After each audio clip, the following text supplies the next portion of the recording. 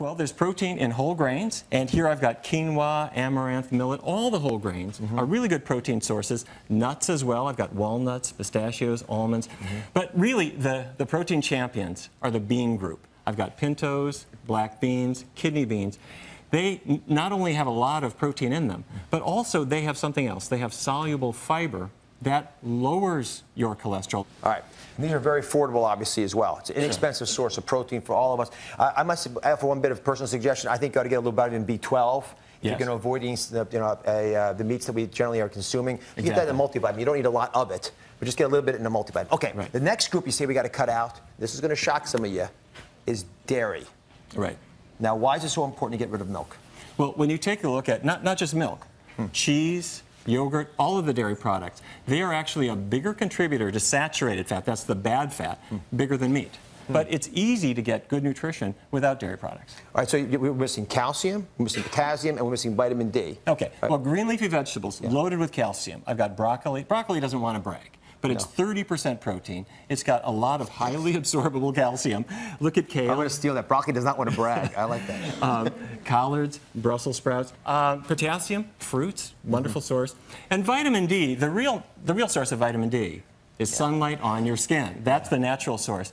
Now, there is vitamin D in milk. Most of that is just added at the factory. It's not natural. And if you get soy milk, rice milk, almond milk, oat milk, they can add vitamin D to those as well. Got it. Okay, now the third group, we covered two. The third group are processed foods that we need to cut out. Now, we've talked about processed foods a lot, all the time in the show. You know, the ones that are filled with sugars and salts and trans fats, they're going to be gone. Let's talk about what you're going to put in place of them. Okay, now this is not a no-carb diet. What we're going to say is have the healthy choices. So a whole grain... By the way, you mentioned the word diet. If you notice, I've purposely avoided using that word the whole time. This is not a diet. You will lose weight, as we saw earlier. But this is not a diet. I'm going to make that really clear for you. This is a different way of thinking about what you do in your life day to day. That's what people in many parts of the world do naturally anyway, and they don't call it a diet. So I'm sorry. Natural way of eating. Whole grain pastas, whole grain breads. If you want some crunch, the seed group is fine. But really, the original fast food is the fruit group. And then over here, limes, lemons, what's this for? The idea is, this may surprise you a little bit, I consider oil to be a refined food, too. If you think about it, where do you get olive oil from? There's no faucet on the olive tree. You have to take 10,000 olives and you throw away all the fiber, all the pulp, and you concentrate that oil in that bottle. And people then take it and go glug, glug, glug, glug, glug, glug, glug, all over their salad, all over their pasta, and they're gaining weight and they're wondering, why is that? It's because of all the fat you're packing into the diet. So instead, my salad is topped with a little balsamic vinegar, or little malt vinegar, or I'll just take a lemon, slice it up, spritz it over the top. Delicious, really easy. So I'm just going to recap this because I'll make sure. So vegetable oils you consider a processed food? Yeah, even things like olive oil? Yeah, exactly. Exactly. Can I show you something that really changed the way I think about this? It's sort of cool.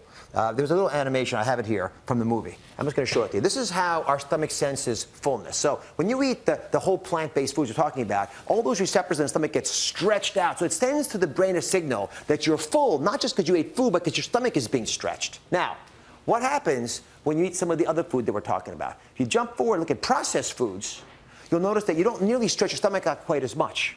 And this is what shocked me. I knew that. What I didn't recognize was the oil part of the equation. On the far right here, you'll notice there's just a little bit of oil carries all the calories as the whole plant-based food approach, but doesn't stretch your stomach out at all, which is one of the reasons I think we put on a little bit of weight. And we have not talked about that on the show very much. Right. Now, you've got a couple examples of very concrete things, but before I do that, when you make a salad dressing, because this is, I think, going to be the biggest jump for most people to make. If they're going to get away from using oils as the foundation, give us one or two salad dressings that are quick and simple and make sense. I've got one here for you. I'm going to take a little bit of thyme and smell it. Lovely. And this is lemon juice. I'm just going to put some thyme in the lemon juice.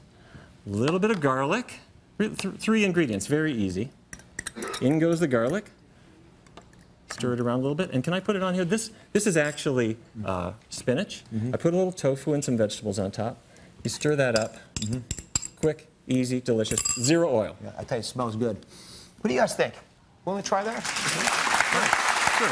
Oh, here's a red pepper. If you want a little zip, this is a red pepper dressing. Beautiful. You know, you'll know you're eating this, but there's no oil in it. We'll put these recipes on DrOz.com because I want you to have these because this is going to be, I think, the biggest jump for a lot of folks. Okay, you got a couple of quick examples for breakfast and lunch foods.